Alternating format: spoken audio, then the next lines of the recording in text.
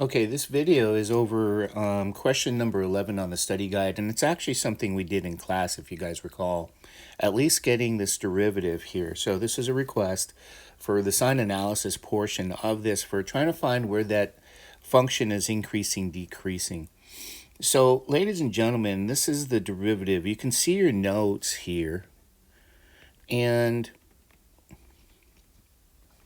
this is the derivative that we got for the function. Yes, I did some simplification of it. I'm not going to go back and dig this out. You have it in your notes, but I also want to point out to you, remember something about this here. You could not have x plus 1 equal to 0. And what that means is x could not be negative 1 here. So you're going to throw this out. Now, when you're looking at where this function is increasing, decreasing, and again, we say we want to use sign analysis here on that first derivative. This is our task, and so you can think of this whole function again as just performing sign analysis on this. And I guess I can simplify a little bit more and say this is 1 over, by the way, maybe x plus 1 squared square root 1 minus x over x plus 1 squared. And this is where we're going to use sign analysis.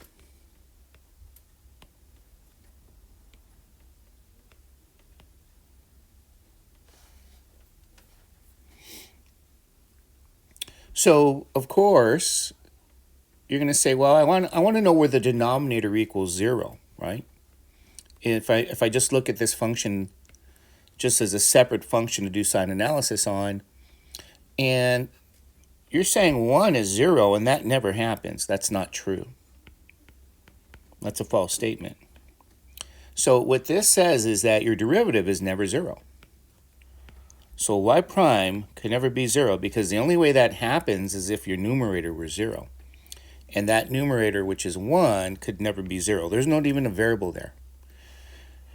And so the second part is we're going to check to see where this denominator equals 0, and there's two components to the denominator. There's a product there.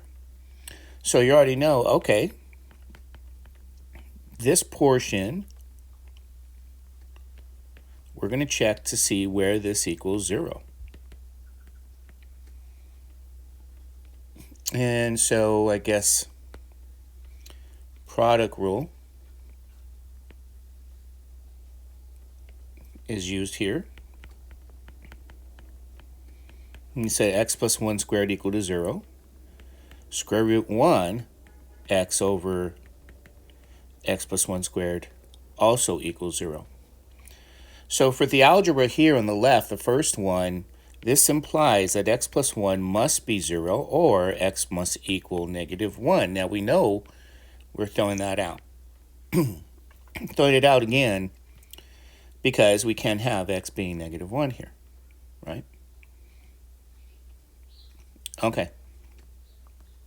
Now, for the second equation, this is kind of nice because this implies, like we had on the left, on the right side, this implies that we have 1 minus x over x plus 1 squared, that equals 0. And then you have x over x plus 1 squared equal to 1. And so we have to solve this for x, okay? So I'm going to put the work here now to express to you guys that, algebraically speaking, x squared over x plus 1 squared will be 1. And then that means x squared equals x plus 1 squared. So using algebra, we get x squared going to be x plus 1 times x plus 1. And using FOIL here on the right side, we'll get x squared plus 2x plus 1. And so if we subtract x squared from both sides, you'll get 0 equal to 2x plus 1. And this is going to say that 2x is negative 1, or x becomes negative 1/2. Here's our solution. X is negative 1/2.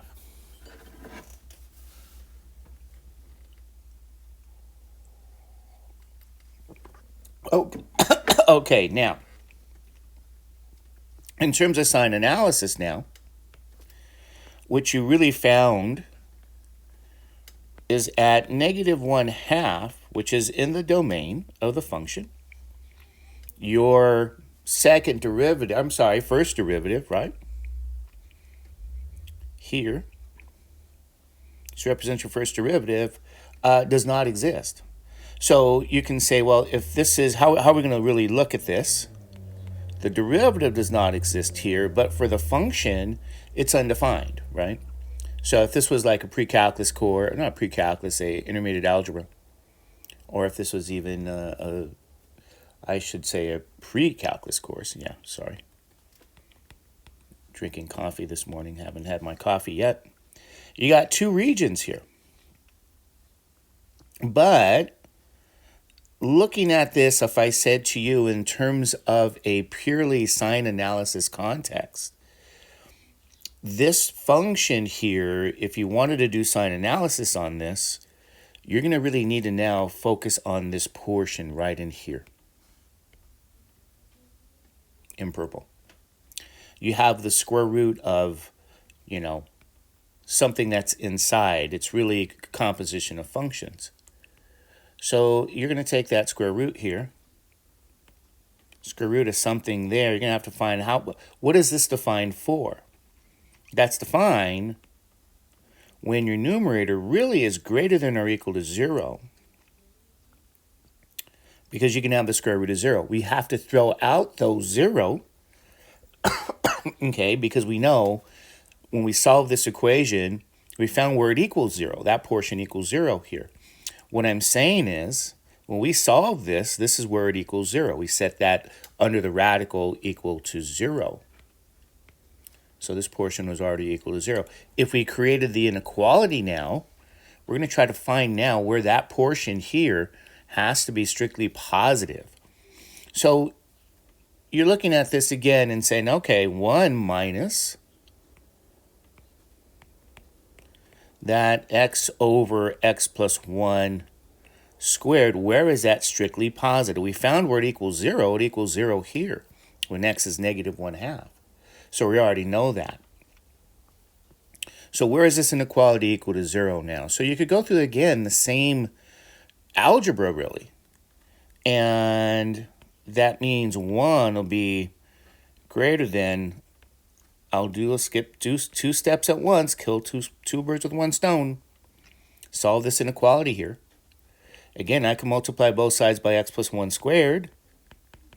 That preserves my direction of my inequality. That is key because remember, this portion here is strictly positive, so it doesn't change the direction of your inequality sign.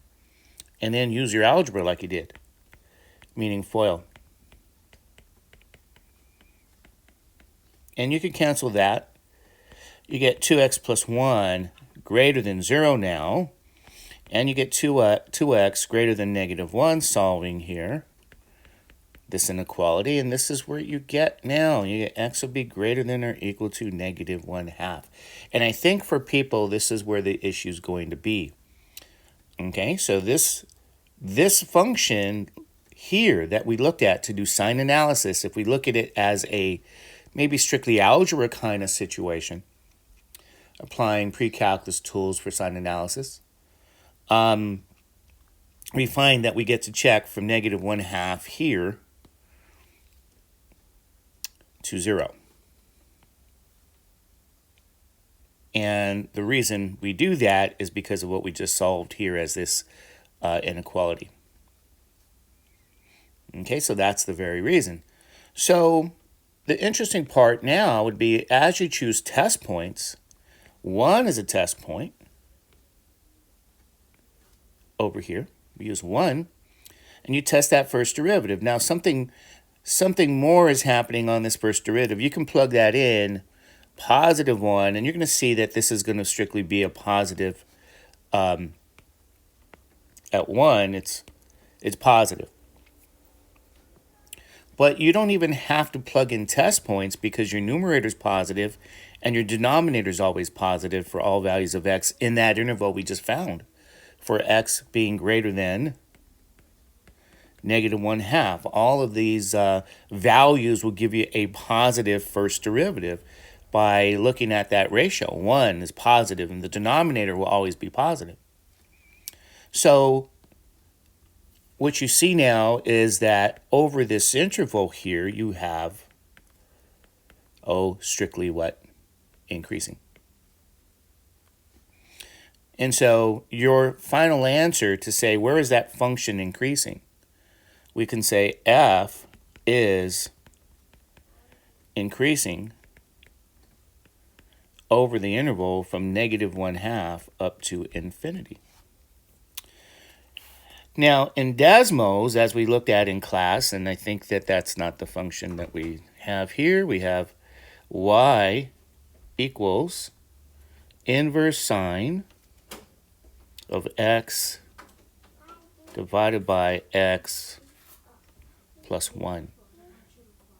Okay? And as you guys can see here, negative 1/2 is over here in this picture.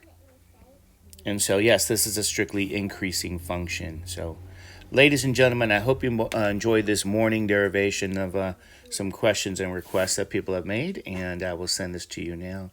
And I'll actually maybe finish my coffee. Anyway, thank you guys so much. And here you go.